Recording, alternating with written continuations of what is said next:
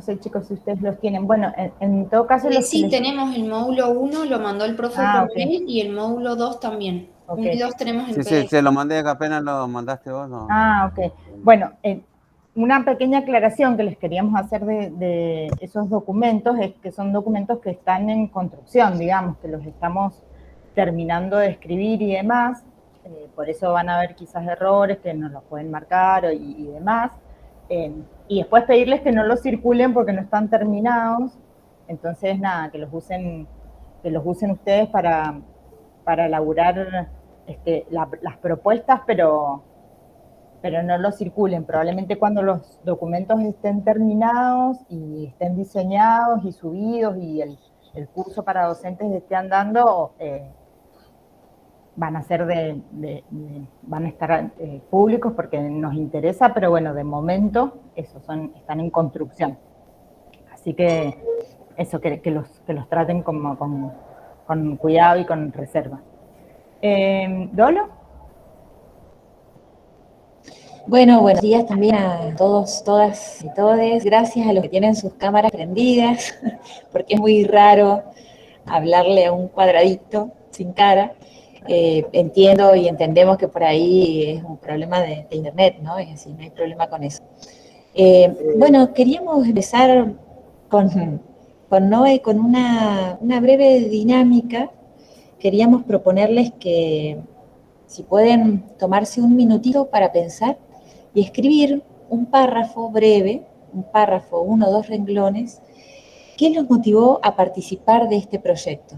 ¿Sí? Lo pueden escribir en el chat y luego lo compartimos entre todos y todas. Así que se toman un minutito, lo piensan, muy breve, pero como para tratar de posicionarnos ahí en qué nos trajo hasta acá. ¿Sí? Y luego le compartimos nosotras también. Para Camila, que recién se unió, les hemos propuesto que se tomen un minuto y compartan en el chat, en un párrafo breve, qué los motivó a unirse a este proyecto. ¿Sí?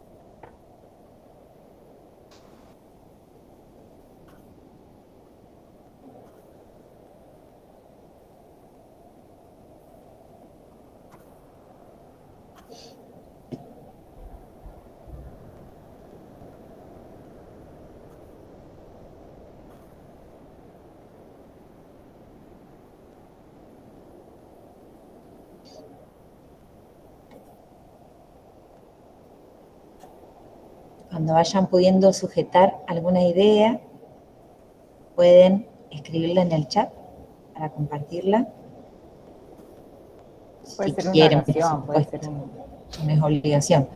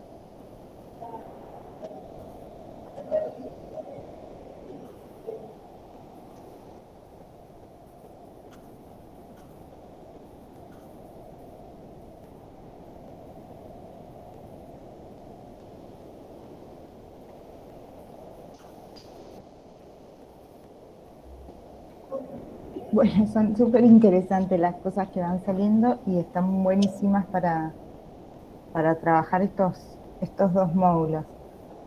¿Querés que ¿Alguien leamos? quiere?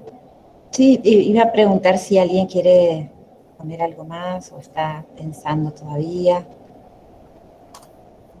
Dice un sí y lo esperamos.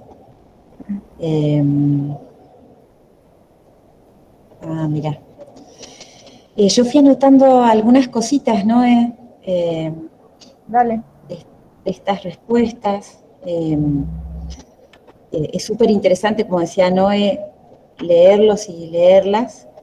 Y surge aquí la necesidad de no olvidar el impacto que genera la temática, la necesidad de ampliar la mirada, el interés por saber lo que sucedió en aquella época, Surge también angustia. la conciencia de saber que la formación, el aprendizaje y los caminos son colectivos, la angustia y la movilización, y la necesidad o la posibilidad de analizar el pasado teniendo en cuenta o mirando o analizando qué hubo antes de ese pasado y qué hubo después, y sus consecuencias en nuestra realidad, la realidad cotidiana. Y aquí hay dos comentarios más que nos comparten. La necesidad de conocer también es la mirada de este tema como fundamental, entender que es fundamental en la historia de nuestro país y para la memoria colectiva esta temática, y entenderlo como clave su difusión para los alumnos, alumnas y los miembros de la sociedad. Y la historia de Mendoza. Aparece. Y varias veces la palabra olvido también, ¿no? La necesidad de no olvidar o el olvido sin más. Pueden ir compartiéndolo y si quieren luego nos damos un espacio para leerlo, pero esto desde luego no hay ni que decirlo, pero no es ni para evaluarlo ni nada, sino que queríamos primero conocer un poco desde dónde vienen y cuáles son los intereses, qué los motivó, y en segundo lugar también hacer ese breve ejercicio nos permite como ubicarnos en el aquí y en el ahora y en los de la manera que quisimos estar, ¿no? Retomando aquello que nos motivó a estar acá. Y pensábamos con Noé, cuando nos imaginábamos, pensábamos en este taller, compartirles también entonces, de parte de nosotras y de la comisión de pedagogía que integramos, junto con Luis también y otros compañeros y compañeras, cuáles son a su vez nuestras motivaciones cuando pensamos en este material, en la necesidad de que este material sea un material para docentes y que llegue a los niños, niñas, jóvenes de nuestra provincia, ¿no? Entonces, les contamos un poquito que pensamos en que al igual que ustedes y coincidiendo, es necesario saber lo que pasó, es decir, llenarlo de contenido, un contenido que muchas veces que ya está muy trabajado, estudiado, investigado, inclusive probado en los juicios que se han realizado, siempre desde una mirada crítica y siempre haciendo la conexión que hay entre ese pasado reciente y nuestro presente. Hay una relación, encontrar qué continúa, qué dejó.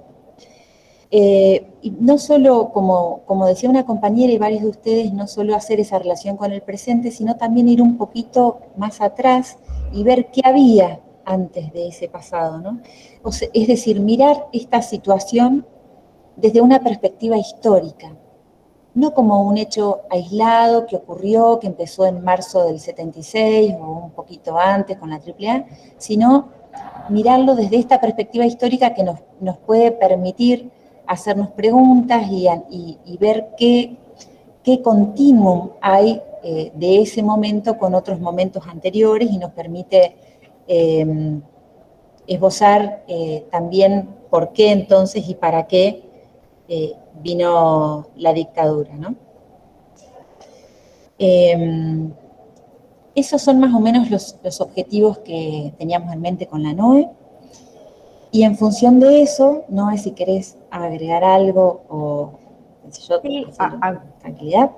agregar también que parte de esta propuesta de entender que los hechos tienen una historicidad y de volver para atrás y de revisar y de buscar explicaciones y demás, la propuesta es siempre poder hacerlo desde el presente y no como algo, como un objeto que está atrás, al que voy a ir a ver, a revisar y volver sin más, sino que entendiendo que esa historia está presente hoy y en este hecho concreto que estamos revisando, sin darnos cuenta, sigue impactando a diario en nuestras vidas, en nuestras subjetividades han quedado huellas. Eso es un poco lo que nos interesa rescatar, un poco el ejercicio también de hablar antes de empezar a tratar estos temas, tiene que ver con poder rescatar esas huellas, así no hemos estado, así no hubiéramos nacido después, ¿no? En todos y en todas hay marcas de lo que pasó y hay marcas que nos invitan a mirar lo sucedido desde un lugar o de otro. Y eso también nos interesa ponerlo en cuestión, ¿no? Hay varias formas de mirar lo que pasó y esas formas de mirar lo que pasó impactan en nuestros presentes. Y entonces la pedagogía de la memoria lo que quiere es revisar la historia, pero de una manera dialéctica, ¿no? Así como volviendo, vamos para atrás y volvemos para adelante, y eso pasó, y ahora qué pasa, y estar invitadas todo el tiempo a hacer este ejercicio de ir y volver, y de encontrar relaciones, como decía la Dolo, que nos ayuden a explicar lo que pasó y lo que nos pasa hoy también. Sí, incluso no dejar tampoco de avisorar, por lo menos, qué nos va a pasar en adelante, en el futuro. De una. Sí, sí. Y en función de esos objetivos y de esa mirada, entonces pensamos, bueno, ¿qué temas queremos desarrollar? ¿Qué temas nos parece importante que sean trabajados en el aula? Que los docentes, las docentes puedan tener masticados para trabajarlos y cómo deben trabajarlos. Y en estas dos unidades, entonces, nos pareció que teníamos que trabajar fuertemente el contexto histórico. Por eso en el material se dedica especialmente un apartado al contexto histórico, y el contexto histórico mirado desde no solamente lo que pasó a nivel país, sino desde una mirada regional latinoamericana, y encuadrando este proyecto, dónde estaba enmarcado, dónde se organizaba, qué relaciones podían hacerse ahí con lo que pasaba en la geopolítica mundial, qué cosas estaban pasando en Latinoamérica. Entonces, una perspectiva latinoamericana, una perspectiva nacional respecto a los antecedentes o los hitos que podemos marcar que sirven como antecedente del golpe de Estado, el golpe de Estado del 66 al 69 de Onganía, pero antes también otros procesos, el Cordobazo que termina con Onganía, la dictadura de Onganía, el plan de conmoción interna del Estado, y lo que se planteaba allí, lo que se planteaba desde el discurso y lo que se planteaba desde las normas, las leyes que fueron surgiendo. Y por otra parte también desde la perspectiva más local referida a Mendoza, ¿no? Y ahí ver qué pasaba en Mendoza, qué pasaba antes en Mendoza, qué había pasado, y ahí hacemos referencia al Mendozazo, que fue un movimiento que sucedió acá, en las calles de nuestra ciudad, y donde la participación docente fue fundamental, fue muy importante. La idea con NOE para este encuentro no es darles una clase o contarles el contenido de las unidades, que por otra parte, digamos, estaba bueno, las pasamos con la intención de que ustedes, si hubieran podido, las hubieran leído, sino comentarles qué nos motivó a nosotras, ¿no? Y hacer un intercambio más desde ese lugar, y esperando también qué cosas pueden aportar ustedes. Entonces, en ese desarrollo estamos, ¿no? O sea, no les vamos a contar lo que dice el material, sino que queremos contarles qué nos llevó a pensar que estas cosas eran importantes y cómo creemos que podemos transmitir. Entonces, volviendo, hecha esta aclaración a lo que veníamos diciendo, el contexto histórico nos parece fundamental. Luego, de todas maneras, vamos a desarrollar un par de conceptos que creemos que son conceptos que pueden hilar todo esto que venimos diciendo, ¿sí? Además del contexto histórico, en estas dos unidades, hablamos en la unidad 2 en particular, hablamos concretamente del golpe de Estado, y cuando hablamos del golpe de Estado, y también en la unidad 3, intentamos agregar al material algunos documentos de la época, sobre todo documentos de las fuerzas de seguridad, que dan cuenta de varias cosas. Por un lado, de los discursos que recorrían la época. Después vamos a mencionar un poquito más en profundidad esto también, los distintos discursos, o las distintas funciones que tenían los discursos de los perpetradores del genocidio.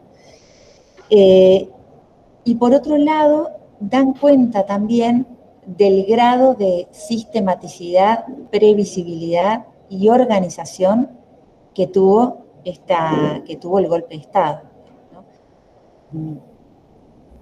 Sabemos, quizás un lugar común plantear, es hasta de sentido común, pensar que el golpe de Estado fue un hecho organizado y demás. Pero a veces se nos escapa, hasta que no conocemos los documentos, el grado de preparación que tuvo. Digo, para que en un mismo día y en una misma semana se pudieran concretar toda esa serie de acciones que se concretaron, que fueron desde la movilización de tropa, camiones, etcétera, la intervención, o sea, sacar al Poder Ejecutivo, cancelar el Congreso, dejar suspendidos a todos los miembros de la Corte Suprema y de las Cortes de Provincia, dejar en comisión a todos los jueces y juezas de nación y de provincias, intervenir las radios estatales, intervenir las empresas estatales, intervenir los sindicatos. O sea, hubo una serie de actividades que estaban absolutamente organizadas y estaba muy determinado quién iba a hacer qué cosa, en qué horario y cómo. Esa es la parte logística, ¿no? Pero después había además materiales referidos a qué se iba a hacer con las personas en cada caso, ¿no? Y mucho material de inteligencia referido a la peligrosidad el grado de peligrosidad, dicho entre comillas, por supuesto, para nosotras, son los términos que usaban en ese momento quienes perpetraron el golpe, el grado de peligrosidad de distintos actores, actoras y de distintas organizaciones, lo cual denota un trabajo previo de inteligencia muy importante, ¿no?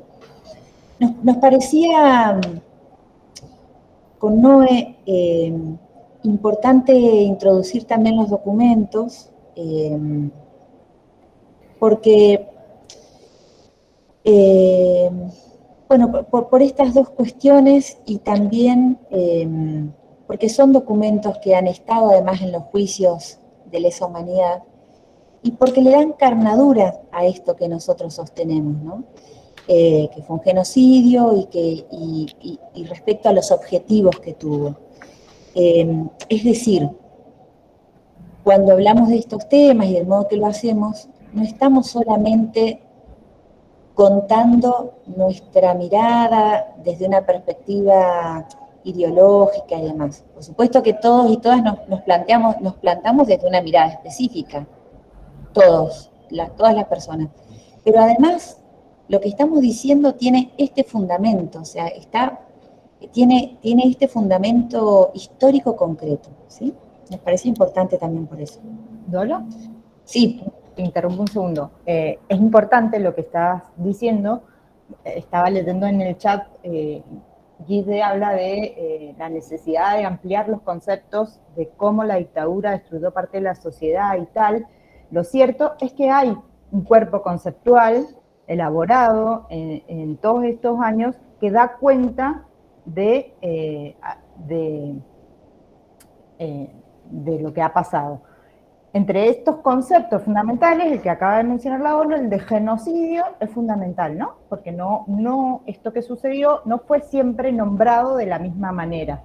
Y las formas en las que son nombradas las cosas, con todo lo que supone, con toda la explicación que llevan detrás, dicen mucho. Estos documentos que nosotras elegimos poner en el material, que dan cuenta de la sistematicidad de lo sucedido, así también como hacer un rastreo histórico y empezar a hablar de la dictadura en 1950, ¿no? Muchísimos años antes de los que estamos acostumbrados o que normalmente hablamos cuando hablamos de este proceso, tienen esa 55, perdón, tienen esa intencionalidad, ¿no? Es como, estamos poniendo conceptos, le estamos poniendo teoría a esto que decimos, ¿verdad? Lo seguimos sosteniendo.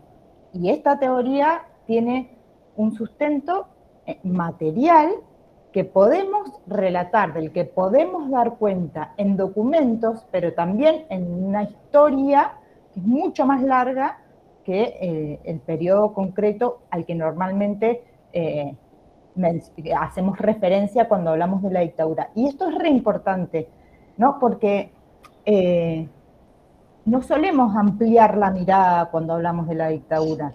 En las escuelas, en general, nadie nos habló de todo el tiempo previo a la dictadura.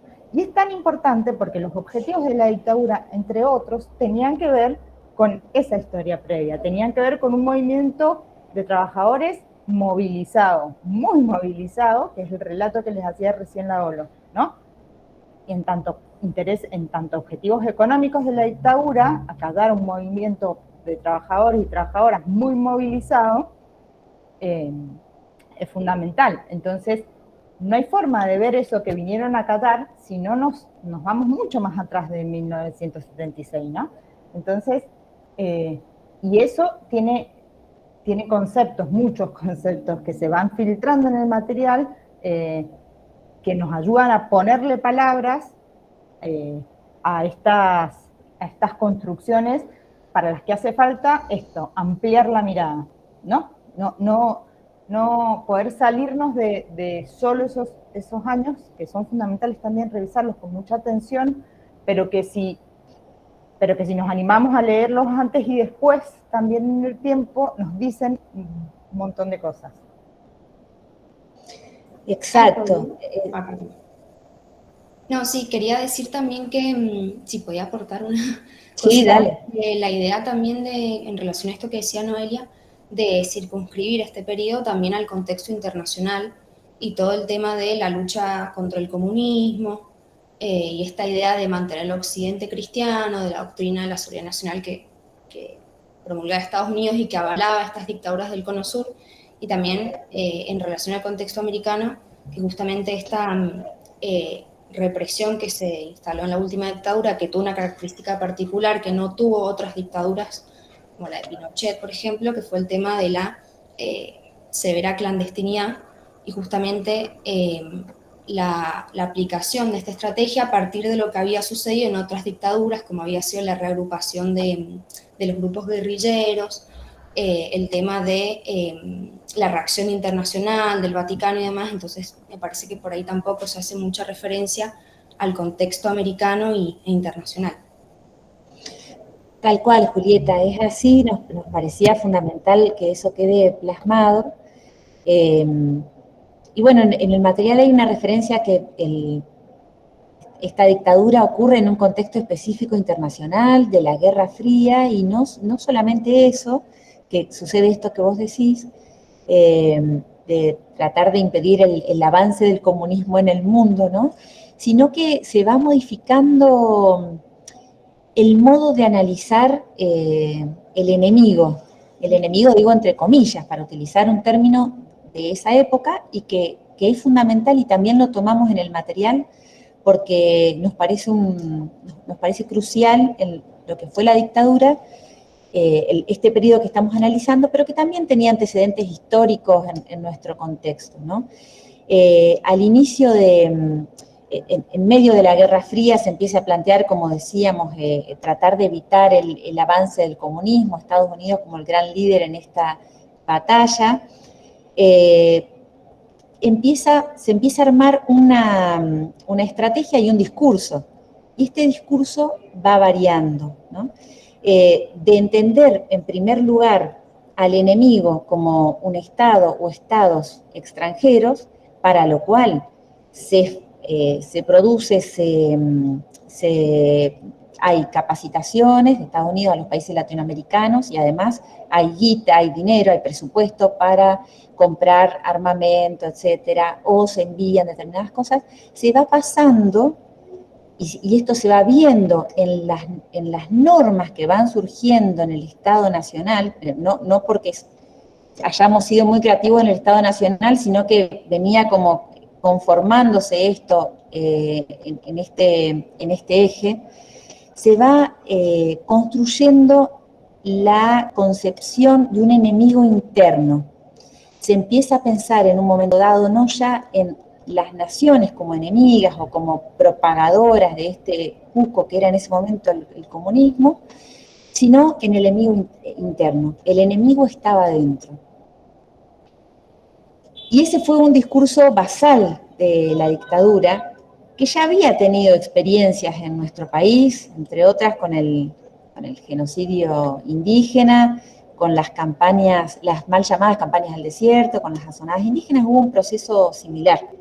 Y después de la dictadura también encontramos, después podemos charlar un poquito de esto, utilizaciones de este concepto. ¿Solo? Sí. Una cuestión que me parece muy interesante es que habilita este concepto. Este concepto, en este marco internacional de Guerra Fría, lo que habilita, ¿sí?, a quienes están interesados en manipular esto, es un cambio de estrategia. Es un cambio de estrategia militar, ¿sí? Si el enemigo está dentro, entonces la estrategia contra el comunismo ya no es la guerra convencional, sino que es la represión hacia adentro, es buscarlo adentro de los lugares. Y esto habilita un montón de cosas, como la que decía Laolo, la formación específica para buscar y perseguir al enemigo que ya no está convencionalmente, como ha sido hasta ese momento, en otro país donde se declara la guerra, sino entre nosotros. Y entonces empiezan muchas sutilezas muy complejas, ¿no? ¿Quién es ese enemigo interno? El que vamos a perseguir. Y empiezan a circular definiciones bien complejas que si nos ponemos a analizar en los documentos históricos, son definiciones tan abiertas que son funcionales a sembrar terror, ¿no? Porque entonces el enemigo interno ya es tanto como pueda definirlo quien está persiguiéndolo. Y esto se puede unir con lo que decías hace un rato, ¿no? Y lo que comentábamos hace un rato respecto a que se vino a romper con la dictadura, ¿no? ¿Qué había antes? Recién lo hablábamos, pero lo que por ahí no se termina de hablar o no termina de estar en el colectivo, en el imaginario colectivo, es la dimensión política de los actores y de las víctimas directas y de quienes fueron perseguidos, sufrieron persecución, tortura, cárcel, etcétera, o ya no fueron desaparecidos, etcétera. La dimensión política que tenían, ¿no? Además de ser víctimas directas de esta situación, tenían una militancia, una participación y unas ideas que se conectaban con un estado de cosas y querían hacer ciertas cosas. Es interesante poner luz sobre esto también, ¿no? Porque poner luz sobre esto, uniendo con lo que veníamos diciendo, nos permite recuperarlo de alguna manera, recuperar esa lucha, porque la historia de las luchas y las resistencias en nuestro país también es un continuum, también podemos encontrarlas, podemos remontarnos a la Semana Trágica, la Patagonia Rebelde, las huelgas de las escobas un poquito antes, podemos ir atrás, y el 55 y el Cordobazo, y miramos la historia como si fueran, a veces, como si fueran todos puntos inconexos, ¿no? La propuesta es que podamos unirlos y le demos esa dimensión política a lo que pasaba, porque eso es lo que se vino a romper. Y como decía Noé, para poder aplastar esta dimensión política, se utilizó este concepto del enemigo interno, para lo cual se formó y se capacitó a militares y otras fuerzas de seguridad de Argentina y de Latinoamérica. Se planteó y se fomentó la doctrina de seguridad nacional, que tenía que ver con esto, con defender a la nación de este enemigo interno, una doctrina que baja de los Estados Unidos directo a toda Latinoamérica, y se capacita a un número, miles de militares y otras fuerzas de seguridad en toda Latinoamérica, en lo que se llamó la Escuela de las Américas, ¿no? Se capacita en actividades de inteligencia, de contrainsurgencia, y también aprenden a torturar ahí, lamentablemente, ¿no?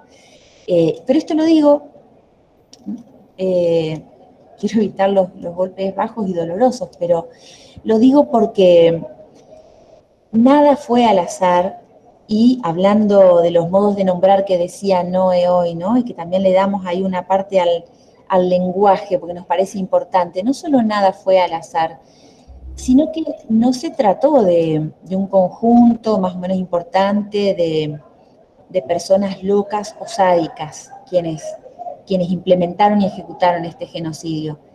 Hubo un aprendizaje concreto de qué cosas hacer y qué cosas no hacer, ¿no?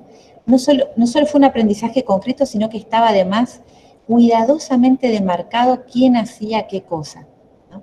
Entonces, los modos, las palabras que utilizamos, los modos de nombrar, como decía Noé hoy, llamamos a esto genocidio, llamamos lesa humanidad, llamamos guerra sucia, llamamos comunista, llamamos terrorista, llamamos subversivo, llamamos guerrillero, llamamos grupo insurgente, llamamos fuerzas irregulares. Bueno, los modos de nombrar nos hablan un poco, los límites del lenguaje son los límites de mi mundo, dice Wittgenstein, que lo mencionamos ahí. Y el lenguaje abre algunas puertas y cierra otras. Entonces también es una invitación a problematizar esto y a ver, no solo qué palabras se utilizaban, sino problematizarlo y tratar de analizar el para qué de usar esas palabras, pero además también pensar qué palabras utilizamos hoy cuando nos referimos a aquella época y aún más cuando nos referimos a nuestro presente.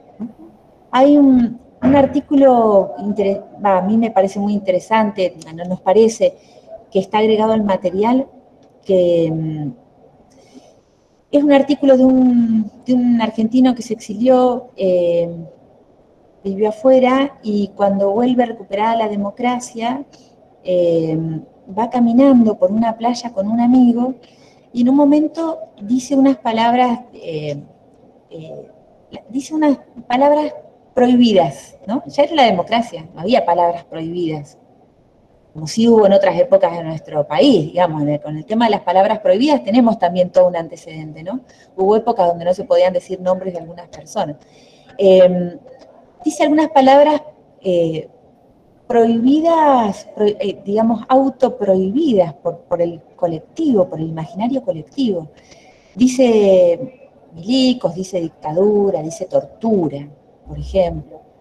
Y su amigo se asusta, mira para los costados, lo hace callar. Estaban caminando solos en una playa. Y él analiza a partir de ahí este fenómeno que luego sigue percibiendo, que fue muy claro durante la dictadura.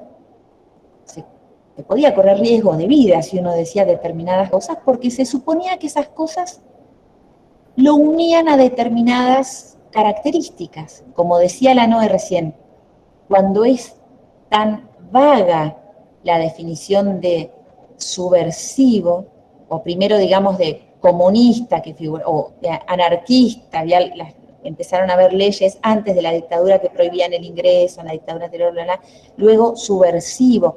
Es tan amplia la definición que cualquier cosa puede entrar ahí. Si cualquier cosa puede entrar ahí, a mí me pueden decir que yo soy subversivo. Si a mí me pueden decir que yo soy subversivo, yo corro peligro de vida. Porque aunque los centros, los centros clandestinos de detención, tortura y exterminio eran precisamente clandestinos, iban quedando huellas y había algo había algo que se podía percibir. El temor era concreto, el terror era concreto, la amenaza era concreta. Entonces, estas palabras me podían traer problemas, ¿no? Podían pensar que yo era esto que me podía costar la vida. Y cada persona a su vez podía pensar entonces que ese otra que estaba al lado podía ser de esos que podían traerle problemas. Entonces, se va generando, esto lo analiza Feuerstein de un modo muy interesante, una técnica que también él plantea que estuvo buscada, que no fue azarosa, y que tiene que ver con la desconfianza, ¿no? La desconfianza instalada en la sociedad. La desconfianza, el silencio y el quiebre del lazo social. Porque si el otro nos merece desconfianza, entre comillas, por supuesto, y si nosotros, si cada quien pensaba que podía caberle el sallo de ese mote y entonces poner en riesgo su vida, la gente dejaba de juntarse, ¿no? Juntarse era peligroso. Ese fue, creemos, con Noé, con Luis y con los autores y autoras que seguimos, uno de los grandes objetivos del golpe, ¿no? Y la construcción del enemigo interno fue un concepto que se convirtió en un verdadero, en una verdadera técnica para este plan sistemático. Los documentos a los que nos referimos hablan también de esta caracterización. En el plan del ejército, por ejemplo, que es un documento enorme, que tiene muchos anexos, algo metemos ahí en el material, hay referencias, por ejemplo, a la peligrosidad como lo decía hace un rato, lo decíamos hace un rato, de distintas organizaciones y estamentos. Y es súper interesante leer lo que dice de la Iglesia, leer lo que dice de los partidos políticos, leer lo que dice de los gremios, leer lo que dice de los estudiantes. En la parte de los estudiantes creo que es uno de las organizaciones, por llamarlo así, que tiene en todos sus estamentos una peligrosidad alta.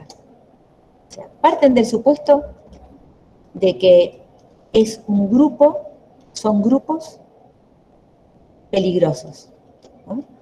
Si están en un centro estudiante, ojo, centro estudiante, pero si no están, podrían estarlo. ¿No? Entonces, esto nos da cuenta un poco también de cómo se construía esta concepción del enemigo interno.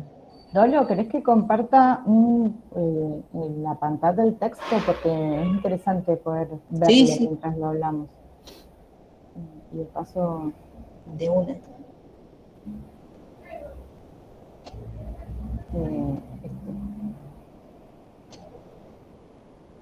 ¿Se ve? Ahí se ve. Uy.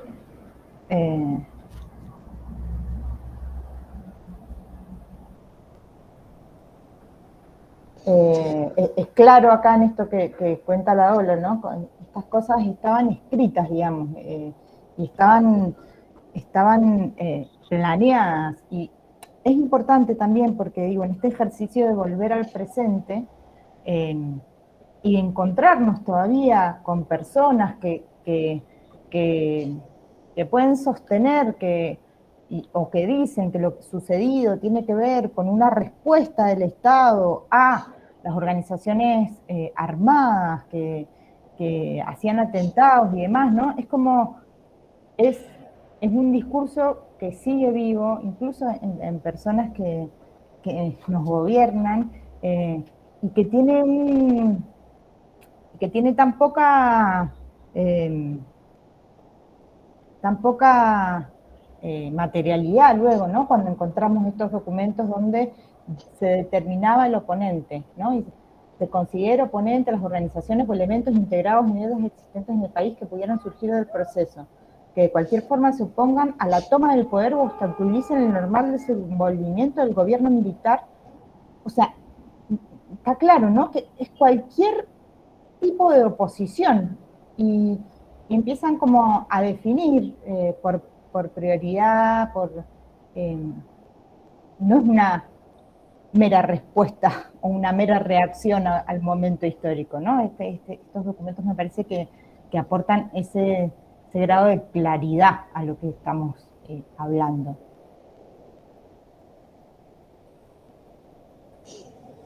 Si pueden, denle una miradita después. Y también hay otro que es interesante, que es un manual para las escuelas, para los directivos y docentes, ¿no? Para advertir también ahí quiénes podían ser considerados oponentes o subversivos. El discurso... Sí, dale. No, eso está leyendo, no sé si ustedes van leyendo lo mismo que yo, organizaciones estudiantiles, oponente activo, ¿no? Y los va como nombrando. Organizaciones religiosas, el movimiento de sacerdotes para el tercer mundo. Es bastante clara la planificación. Personas vinculadas, es como amplísima la definición. Oponentes potenciales.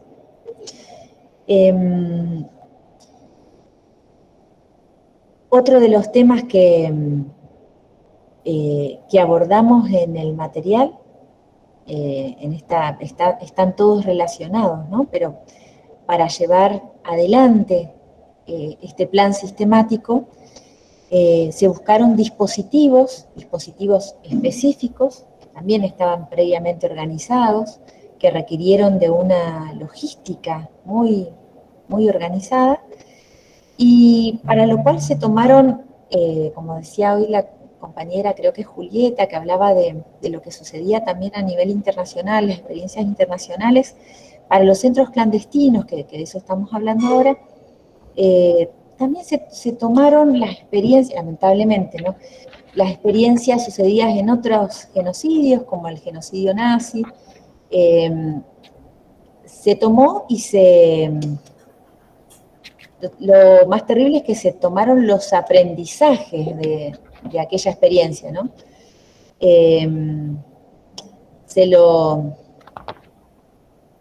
No me sale una palabra que no sea, no encuentro la palabra para decirlo, se los hizo más operativos de alguna manera, o se los adaptó a la realidad nacional.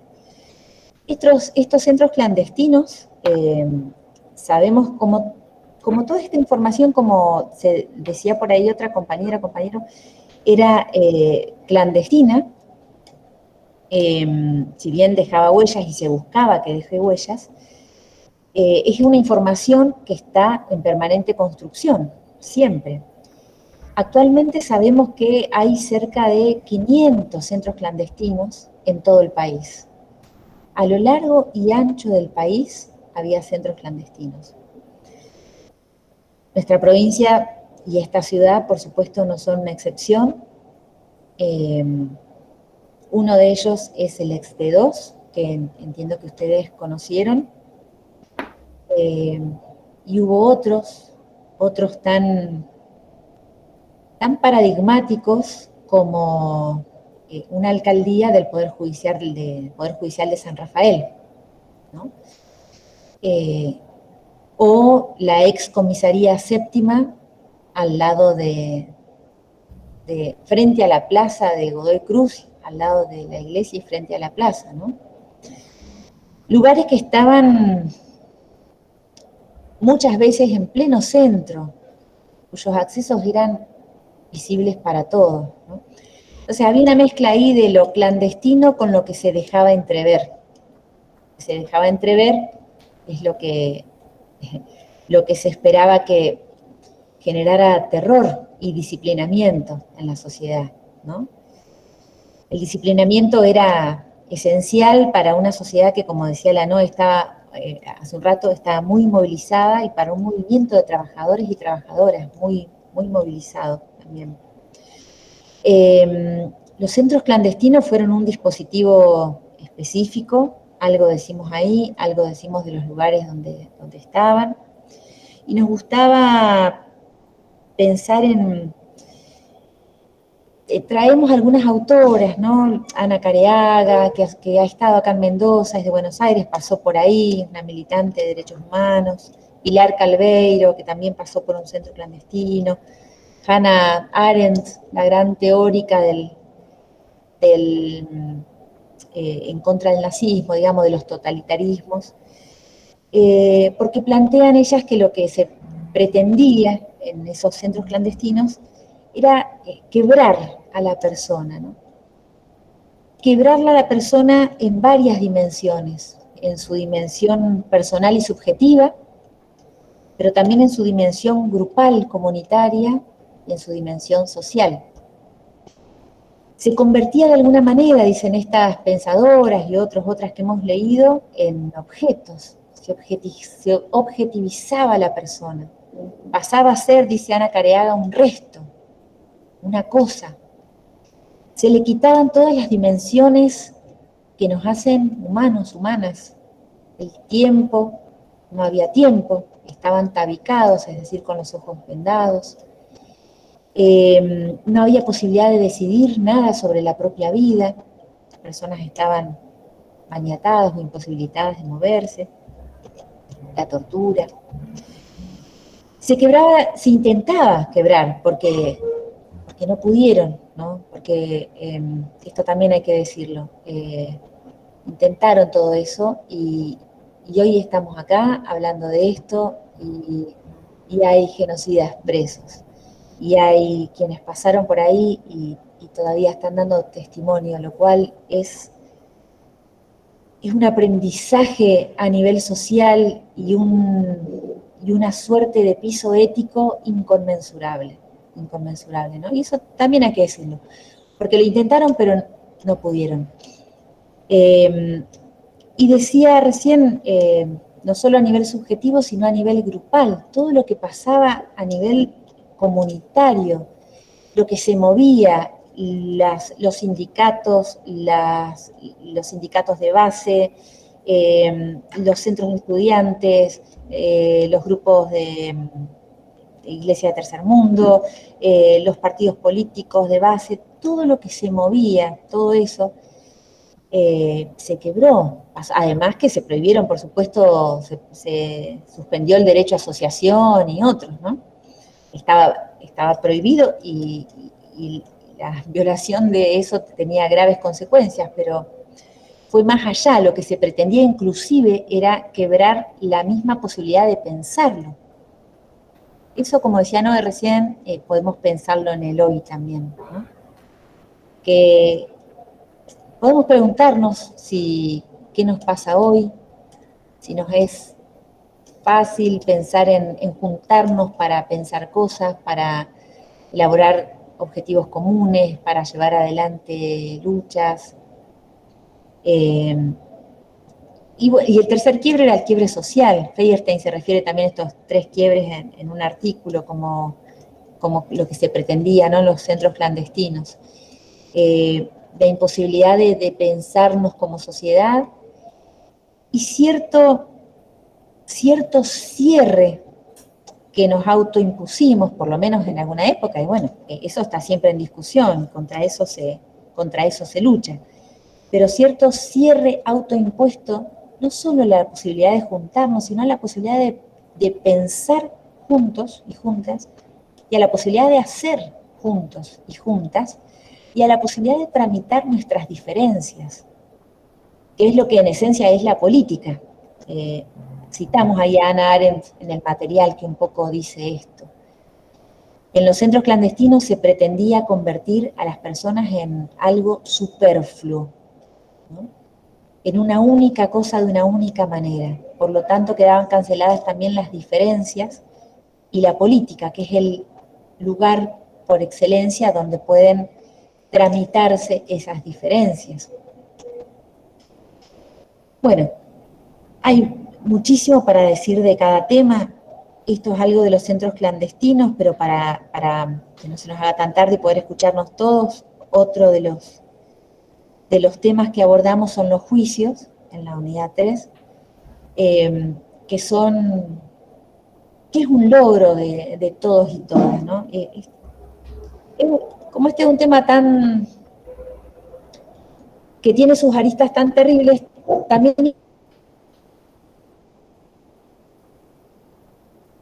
es importante ponerle luz a lo que se pudo hacer y a lo que se puede hacer y a lo que se puede sostener hoy en día, a lo que está pasando inclusive hoy en día.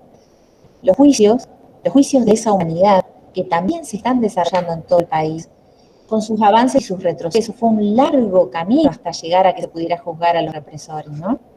Y aún hoy las audiencias hay que esperar un montón, los tiempos son lentos y etcétera. Pero es algo que hay que reconocer y hay que valorar, porque en su momento, con los primeros juicios, estábamos entre los muy pocos países, en un momento éramos el único país que había podido juzgar a los perpetradores de un genocidio con sus jueces naturales. El ejemplo que surge es el ejemplo de los juicios al nazismo, ¿no? Los juicios de Nuremberg y de Tokio y demás, y otros que hubo, pero esos fueron tribunales creados ad hoc. Los jueces eran jueces de los aliados, es decir, de las potencias triunfantes. Fueron muy valiosos, muy interesantes, dejaron conceptos que después se toman en la Convención contra el genocidio y demás, pero no fueron los jueces naturales, es decir, los jueces que están hoy en un juzgado federal, en este caso. Se pudo hacer y eso hay que hacer un reconocimiento. Y también hay que conocer el camino que hubo que recorrer para llegar a los juicios, que fue larguísimo y donde no se puede obviar ni soslayar la fuerza, la persistencia y la trascendencia de los organismos de derechos humanos, que fueron quienes empujaron y empujaron y empujaron, pero no solo empujaron, también se pusieron a pensar, pero ¿cómo, no? A pensar el cómo, porque se cerraba esta puerta. O sea, se hizo el juicio de la Junta después de la dictadura, fue un hecho histórico muy valioso. Luego se dio marcha atrás con los indultos en el 90, pero se hizo el juicio. Pero luego, casi inmediatamente hubo dos leyes, llamadas después leyes de impunidad, la de punto final y obediencia debida, ¿no? Que impidieron que se juzgara a todos los demás responsables. A partir de ahí, los organismos empiezan a ver, bueno, no se puede esto, a ver, ¿qué se puede? No se puede acá, a ver, ¿dónde se puede? No se puede así, a ver, ¿cómo? ¿De qué otra manera? Y fue una actividad enorme que implicó, además, creatividad, actividad, militancia. En un momento, ya con la agrupación Hijos conformada, se planteó, si no hay juicio, que haya escrache. Y entonces se plantearon distintas acciones en distintas ciudades, distintos lugares, para que la sociedad supiera, ¿no?, que acá vive un represor, acá vive un represor. Fue un camino largo, entre otras cosas, porque estas marcas y estas huellas y este terror y este disciplinamiento que se intentó establecer, se expandió, quedó y llevó mucho tiempo movilizarlo. También porque cuando se terminó la dictadura empieza la democracia, pero en las personas que habían formado parte de la represión, de los centros clandestinos y etcétera, seguían estando en los lugares que estaban, que eran en muchos casos lugares de poder. Seguían estando como directores de hospitales, o sea, no solamente estaba el ejército, sino que estaban en todas las instituciones, quienes en muchos casos habían, por ejemplo, pasado listados de nombres o que estaban ahí porque habían sido puestos por el gobierno militar o lo que sea, seguían estando en esos lugares, ¿no? Contra todo eso hubo que luchar y ese es un aprendizaje social que nos queda y que igual estas cuestiones son cuestiones siempre en construcción, lo mismo que la memoria, construcción colectiva. Por eso es importante sostenerla y estar atentos es un terreno resbaladizo, ¿no? Estar atento a los intentos de deslegitimación que se quieren hacer también, ¿no? Cuando aparecen discursos cuestionando si son 30.000 o no son 30.000, aparecen discursos hablando del curro de los derechos humanos, son miradas siempre sesgadas, son miradas que ponen el foco en un lugar para obviar hablar de todo el contexto, son miradas que obvian que este proceso, el proceso de reorganización nacional, como lo llamaron los dictadores, venía a reorganizar la sociedad, es decir, quería incidir sobre toda la sociedad, y son miradas que además evitan reflexionar sobre que en estos casos, cuando hay esta participación represiva estatal, clandestina, los números no los tiene la sociedad, no lo tienen los organismos de derechos humanos, porque son números, es decir, números, datos, nombres. Me refiero concretamente a cuántas personas secuestraron, quiénes, dónde están los cuerpos, dónde están los niños, niñas que se robaron y que ahora son adultos de 40 y pico de años, que quedan alrededor de 300 para recuperar su identidad, que sus familias todavía lo siguen buscando. Esa información no es nada fue azaroso, esa información estaba registrada, todavía no se quiebra el pacto de silencio, ¿no? Entonces cuando la sociedad lo que puede hacer es acercarse a los números, nunca va a tener un número fijo, concreto, porque ese número depende de quienes lo perpetraron, y esto fue clandestino, ¿no? Entonces, digo estas cuestiones como que también como pensando qué se puede responder a este tipo de planteos que intentan deslegitimar a los organismos. y pensar también cómo se pueden transmitir estas cosas a los alumnos y alumnas, ¿no? Quizá podemos hablar aquí de realización simbólica. No sé si querés, Noé, comentar un poquito algo de esto. Si no los canso más yo, que he hablado ya. No sé si alguno había podido leer el material, aunque me parece que realización simbólica está en el módulo 3, y ese no se los pasamos, me parece. Realización simbólica es un concepto, justamente, muy interesante que plantea Daniel Feierstein, que es una persona a la que citamos mucho en el material. Daniel Feierstein es un sociólogo de la Universidad 3 de Febrero, que se ha dedicado a estudiar genocidios en general, pero específicamente el nuestro. Y él explica que los genocidios tienen el estudio de genocidios en el mundo, digo, ¿no? Haber podido caracterizar, haber podido estudiar los distintos procesos en distintas partes, se puede ver o se puede hacer una sistematización que dé cuenta de que tienen distintas etapas, que un genocidio tiene distintas etapas. Y prácticas concretas que nos ayudan a caracterizar lo sucedido como tal.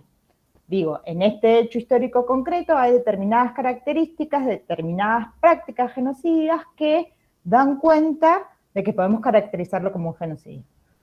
Pero además, a su vez, hay procesos, hay etapas que se pueden observar, que también nos ayudan a dar cuenta de que podemos conceptualizarlo como un genocidio. Una de estas etapas, la última, que capaz que cerramos con esto para charlar un poco, porque también asociado a este concepto de realización simbólica me gustaría saber el impacto que tuvo la visita para ustedes. Pero bueno, él habla de este concepto que no es tan fácil, entonces les voy a leer un poco de qué va. La realización simbólica, dice Feierstein, la última de las etapas de genocidas, de un genocidio, involucra una etapa posterior y refiere a los modos de representar y relatar la experiencia traumática, ¿no? La manera en que recordamos lo que sucedió. Y cómo ese recuerdo que tenemos impacta, que es lo que hablábamos al principio, en nuestras formas de mirar lo que sucedió y nuestro presente también, ¿no? Por eso es que analizarlo, relatarlo, ponerle palabras, conceptualizarlo, estudiarlo, dar cuenta de lo anterior, de lo posterior, digo, esta mirada amplia de la que venimos hablando sobre lo sucedido, es tan importante, ¿no? Porque en esta última etapa, en esta realización simbólica, si tratan de analizar las palabras, es el hecho que se realiza simbólicamente luego de sucedido, ¿sí? El concepto parece raro, pero tiene que ver con eso. ¿Qué sucede? ¿Qué es lo que se sigue realizando simbólicamente luego de terminado? ¿No? ¿Qué se sigue realizando hoy? ¿Qué efectos podemos ver hoy en el presente de aquello que sucedió en ese momento y que opera en el plano de lo simbólico y de lo subjetivo? Y que tiene que ver con estos relatos, estas impresiones, estas motivaciones, digo, todo esto con lo que empezamos y que nos invita o no a leer este tema, que nos invita o no a estudiarlo, que nos invita o no a acercarnos a un ex centro clandestino de detención, son como fichitas de esto que recordamos o de esto que entendemos que pasó. Por eso lo desarrollamos el concepto, por eso lo citamos a Feierstein y nos interesa usarlo en ese sentido, sobre todo para revisar estos presentes a la luz de ese pasado. Dolo, si querés decir algo más quería encontrar la definición en el material, pero no lo encuentro.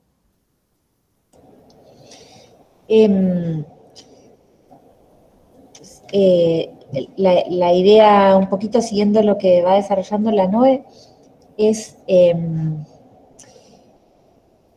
la intención a veces de que la concepción o cómo miramos a lo que pasó sea con las mismas palabras e ideas que quieren o hubieran querido los perpetradores de un genocidio que lo miráramos, ¿no? O sea, si nos damos cuenta que estamos pensando lo que pasó como ellos hubieran querido que lo pensemos, bueno, ahí entonces está pasando algo de la realización simbólica, ¿no? Y esto es algo siempre en construcción, y por eso vale la pena hablar de estos temas, debatirlos y ponerlos en cuestión y ver qué de aquello, como decía la recién, qué de aquello está aquí en nuestro presente. ¿Cuánto de aquel miedo de decir determinadas palabras continúa hoy? Por ejemplo, ¿no? Tener miedo de decir una palabra, bueno, puede parecer medio tonto, pero ¿cuánto está diciendo? ¿Qué está diciendo que tengamos, por ejemplo, miedo de decir algunas palabras? O de ir a una marcha, o de juntarnos en una asamblea. O cuán descalificadas están algunas palabras, o qué pensamos o qué carga tienen determinadas palabras, como, qué sé yo, político, política, sindicalista, gremialista, militante, asamblea. Revolución. Revolución. Mirá, ni siquiera me salía a decirla, ¿te das cuenta? Exacto. Sí, yo quería sí, no molestar, digamos, la exposición de ustedes, pero No, dale, por favor. hay un elemento que me parece fundamental, y es que en esto de toda la inteligencia planteada por la represión, por todos los golpes de Estado que ha habido, ¿no? Más finamente en el 76, no fue solamente inteligencia militar, fue inteligencia cívico-militar. Y si le quería agregar religiosa, también. Pero digo, el hecho de que instalaran, por ejemplo, y algo habrán hecho. Si yo estuve en esa época en la que ustedes relatan derrame de sangre, tortura y todas esas cosas, y no me pasó nada. Y porque yo no estaba metido en nada. Hoy, después de pasado lo que se pasó, incluso desde el punto de vista de los planteamientos políticos, hay como casi una necesidad de ir rebajando los términos que ofenden al sistema que nos impone. Y entonces somos más progresistas, menos revolucionarios, más esto, menos aquello. Indudablemente creo que ese es el sentido que ustedes quieren darle a esto de Feyerabend. Para mí, que conocí y escondíamos refugiados chilenos con Mauricio en la iglesia de la Paz de la Independencia, muchísimas de estas instalaciones de ideas las tuvieron muy en cuenta desde antes del golpe de Estado. Y me da tengo la certeza de todo, sobre todo de la brutalidad y de la clandestinidad en que aplicaron, fue justamente para obtener el silencio que hay ahora. El miedo, por ejemplo, a pronunciar la palabra, y aquí hay que revolucionar esto, o hay que nacionalizar Vicentín. Entonces, son términos que te dicen, no, pero pará, ¿dónde quedaste todavía a vivir en los 70? Esas cosas políticamente aún se repiten. Perdón, yo terminé, pero me parece que es fuerte la idea que ustedes quieren dejar de esto de lo simbólico, es muy fuerte. Y es lo que determina a veces yo diría, quietud, un poco, en la que operan hoy esas fuerzas y a las que se suman aún los sectores más avanzados o más favorables a lo popular en nuestro continente. Perdón. Gracias, Fela. No, qué perdón. Gracias. Al contrario. Al contrario. Pensaba en lo que decís de hace todo el tiempo que llevó, mucho tiempo llevó, dar luz o poner luz sobre la participación empresaria.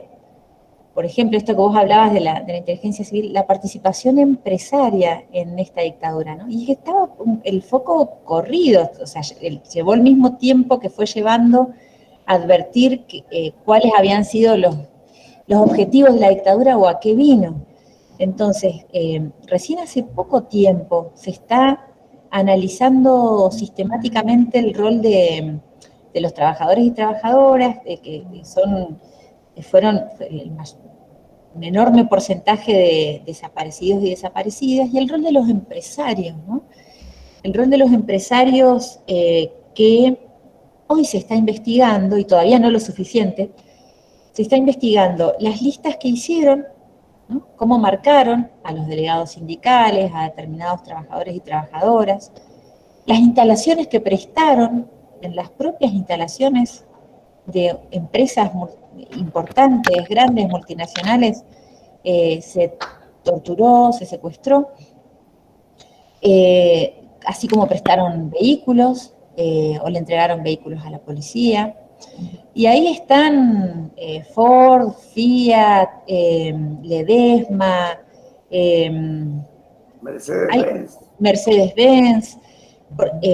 Los gremios eran muy fuertes y tenían poder porque estaban movilizados y estaban empoderados en el sentido de pensar que los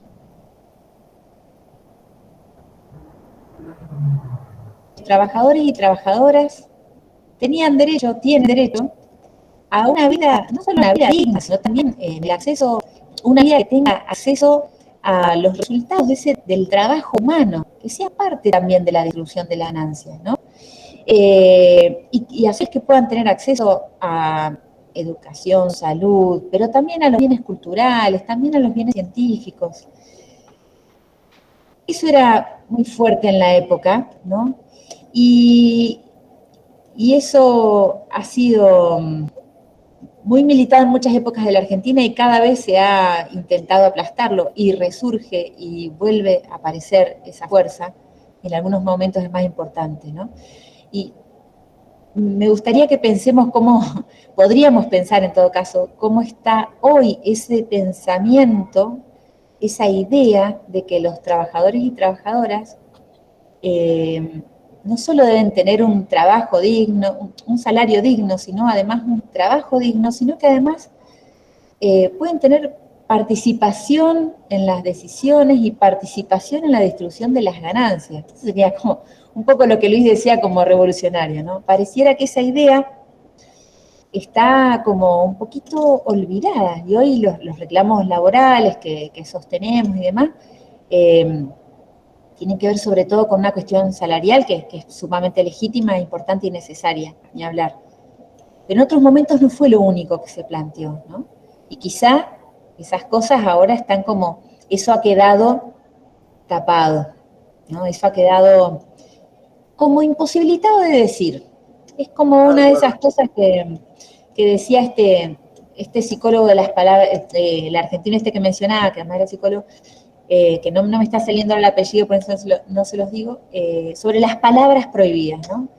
Hay palabras prohibidas, ideas prohibidas, se instala en el sentido común un determinado modo de ver las cosas. Entonces es interesante saber que en otros momentos hubo otros modos de ver las cosas. Y saber, bueno, saber qué pasó con eso, ¿no? ¿Y qué puede pasar ahora? Che, escucho una sirena. Soy yo. Ah, no, digo, a lo mejor era por la palabra revolución. Que nos venían a buscar. Mira, ahí agregan Ford, Ledesma, así es. ¿Alguna de ustedes quiere agregar, quiere comentar, compartir alguna cuestión? Son bienvenidos y bienvenidas. Sí, yo quería comentar respecto a este tema de las pervivencias que tenemos en nuestros presentes de esta época.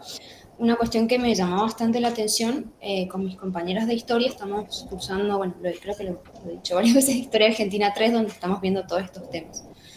Y recientemente en una de las clases escuchamos a la profesora titular, que ella, bueno, fue estudiante durante este periodo del golpe de 76, que nos contaba que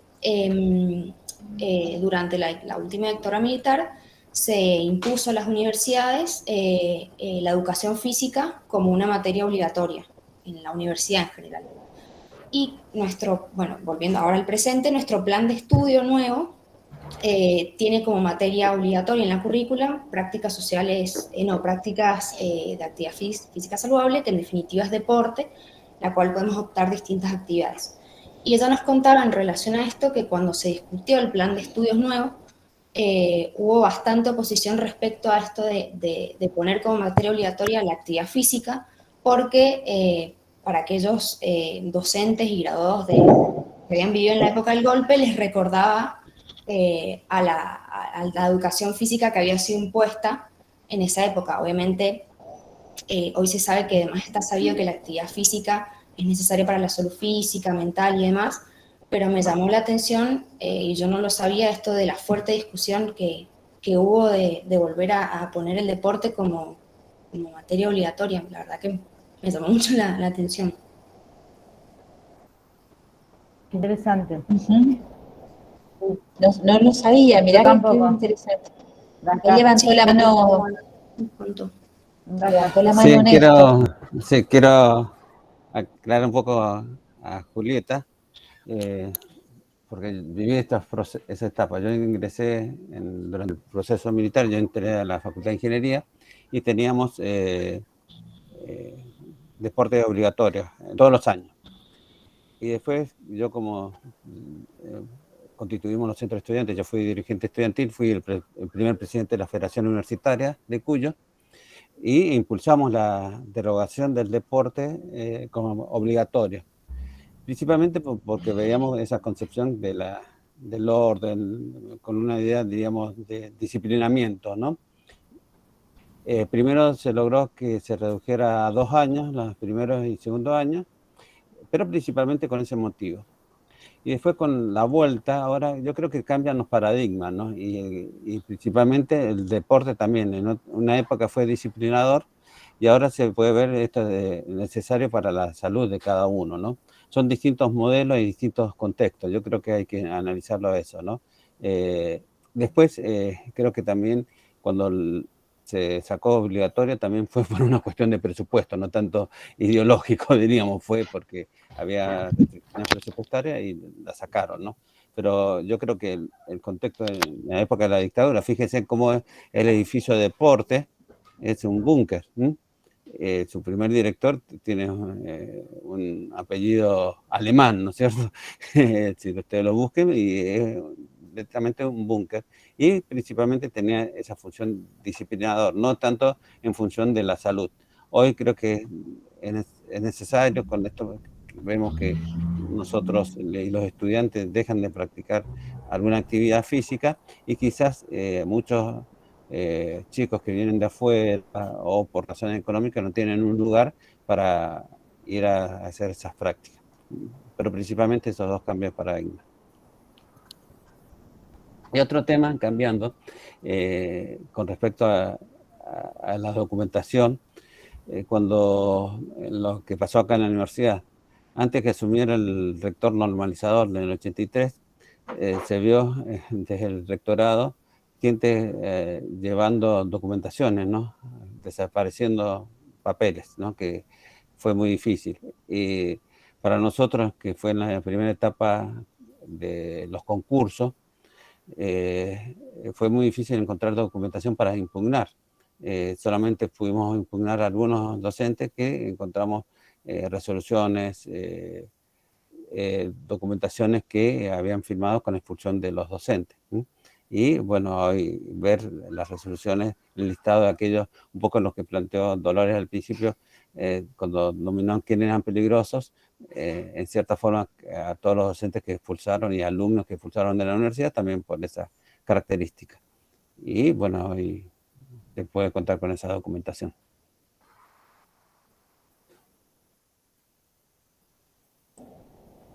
Interesante, Néstor, gracias por compartirlo.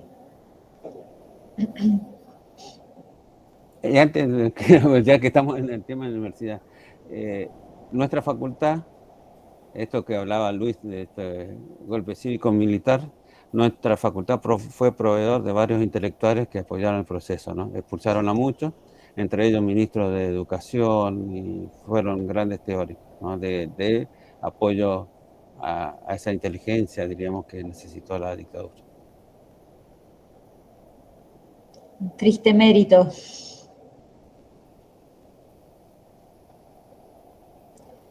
Sí, en todas las instituciones pensaba, nosotras con NOE trabajamos en el Poder Judicial, la Dirección de Derechos Humanos, y bueno, el Poder Judicial, uno de los docentes, de hecho, que en la facultad pudo plantearse la incompatibilidad de que estuviera dando clases, era un magistrado que tiempo después fue juzgado por su participación en delitos de lesa humanidad, ¿no? En el fuero federal. Es importante también mencionarlo. Hubo magistrados aquí que fueron juzgados y condenados y están actualmente cumpliendo condena por delitos de lesa humanidad. Uno de ellos era docente de la Facultad de Derecho, si no me equivoco, y antes de ser juzgado por una movida estudiantil y de docentes de la comunidad educativa, logró que no diera más clases, ¿no? En el juicio a los magistrados se consideró que habían sido partícipes necesarios. Ah, Miret, sí. Partícipes necesarios. Es decir, que lo que estaban ahí, tanto Miret como Romano, como Petra, no me salen ahora los otros nombres, estaban ahí para garantizar la impunidad de quienes estaban cometiendo estos delitos de lesa humanidad. Todas las instituciones se deben una mirada, ¿no?, para adentro y una mirada crítica, ¿no?, en lo posible.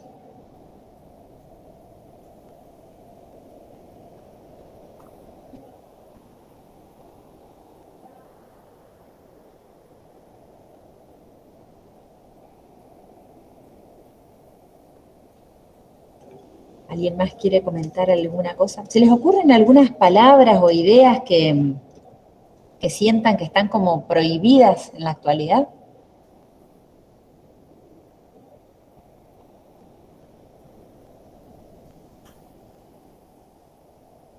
Y yo creo que por ahí, para mucha gente, el tema de las intervenciones policiales en distintas manifestaciones, además ya el hecho mismo por ahí de decir policía, o bueno, ni hablar militar, me parece que tiene una carga bastante fuerte.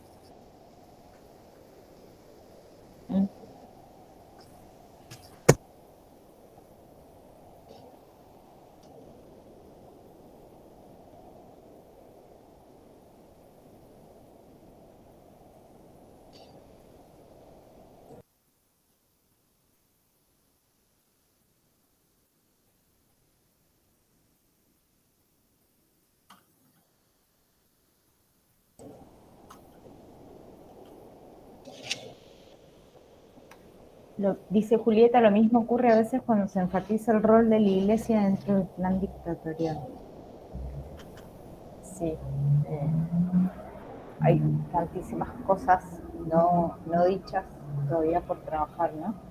Se me ocurría también para cerrar, que a nosotras nos interesa un montón, a nosotras en general la comisión, es si quieren compartir, quizás lo hicieron presencialmente, si quieren compartir impresiones de la visita o del recorrido por el DEOS. Militancia política suele tener connotaciones muy negativas, sí, exactamente. Perdón, Guillermo.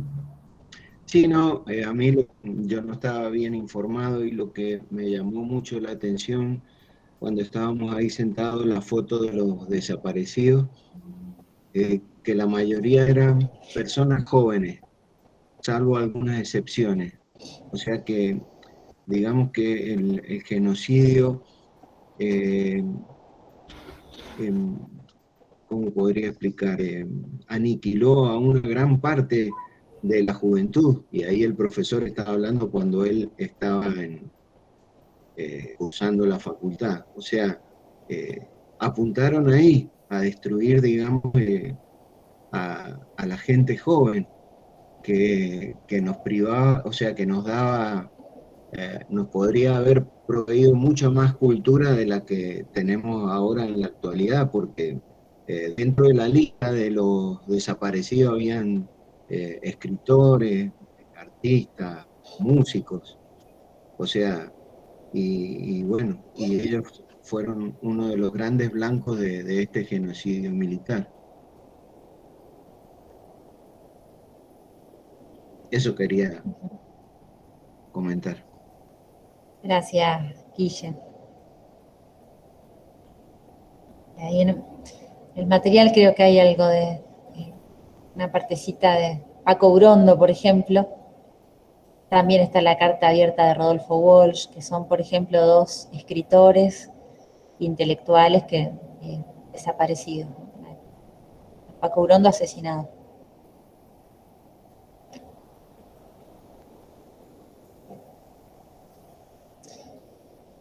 Mientras tanto, en el chat, Julián y Dayana han puesto de estas palabras o ideas prohibidas, mencionan que decir que hubieron 30.000 desaparecidos es un tema muy cuestionado actualmente, y militancia política también suele tener connotaciones negativas hoy en día. Julieta agrega que también le llamó la atención el promedio de edad de los desaparecidos, como decía Guille recién, denota que la mayor parte de los desaparecidos fueron estudiantes jóvenes.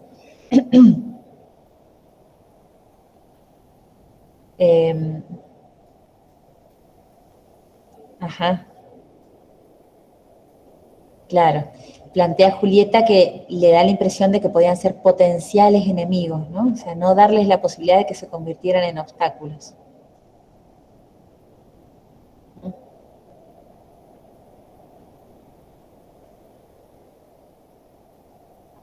Así es.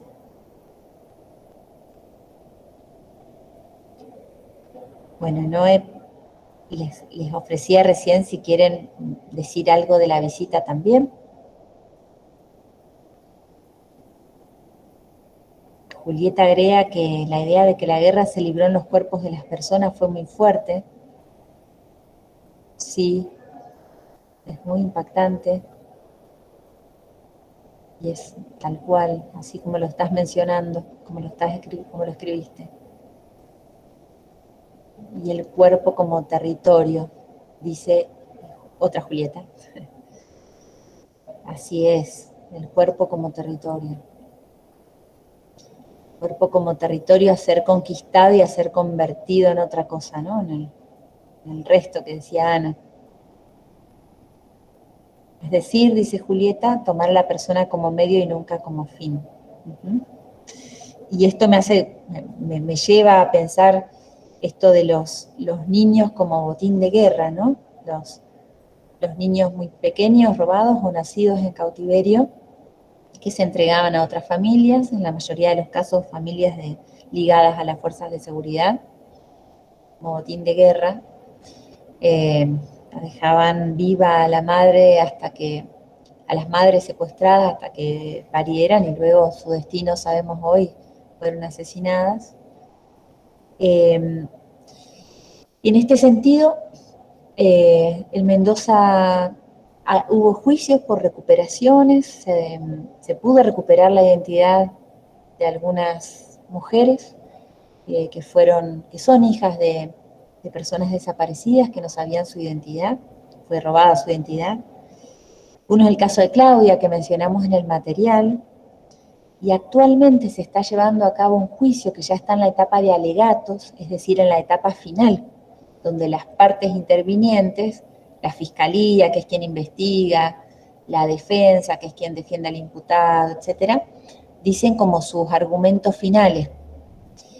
Este juicio que les cuento es el juicio por la recuperación de la hija de Pichona Moyano, una mujer que continúa desaparecida, de Pichona y no me acuerdo ahora el nombre de su papá, que también está desaparecido.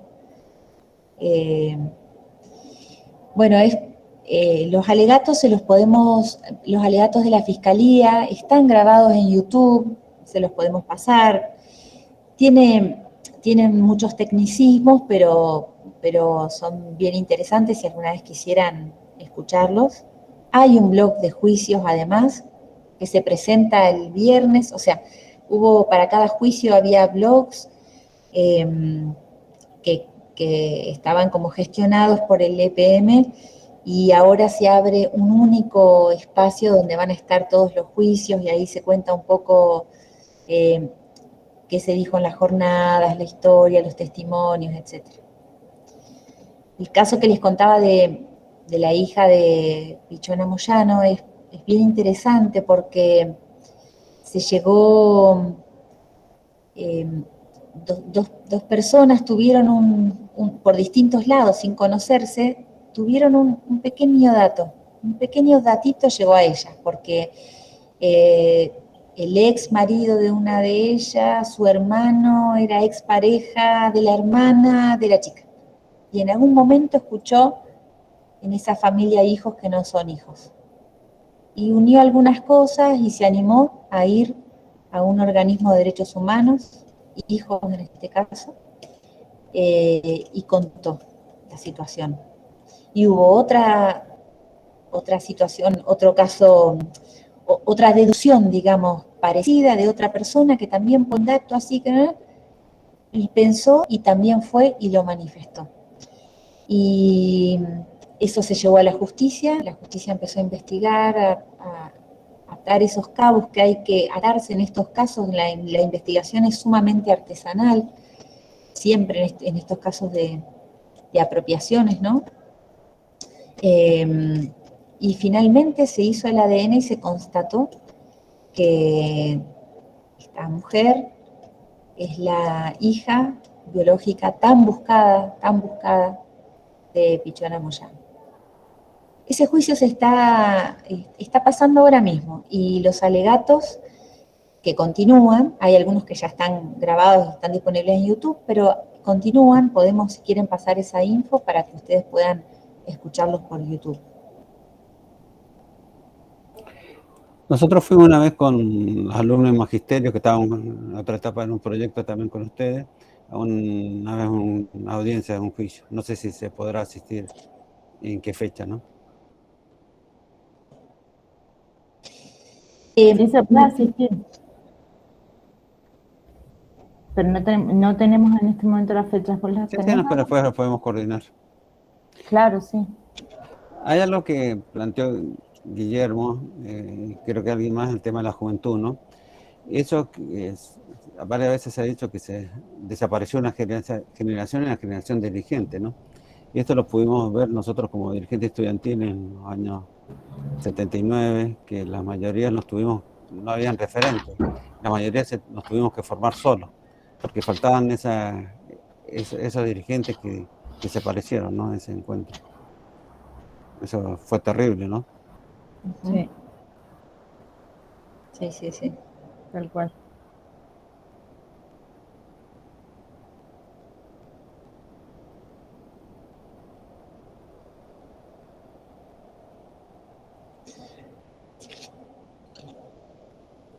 Sí, se notó esa ausencia y se notó esto que decíamos hace un rato, ¿no? La dificultad de los que quedamos para salir de esos lugares que quedaron como una especie de sentido común, ¿no es cierto?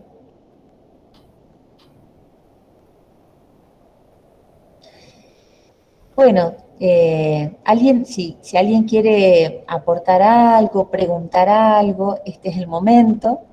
También aprovechamos a decirles con Noé que estamos a disposición. Nosotras, como decíamos, estamos participando acá junto con Luis por ser parte de la Comisión de Pedagogía de la Memoria, y siempre que se plantean estos temas, sabemos que pueden ser muy movilizadores también, entonces quedamos a disposición por si quieren seguir charlando alguna cosa, dándole una vueltita a otra o preguntando algo.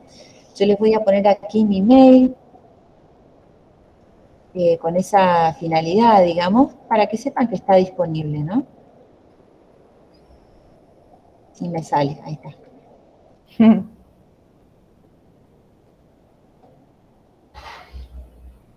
Agrego el mío también.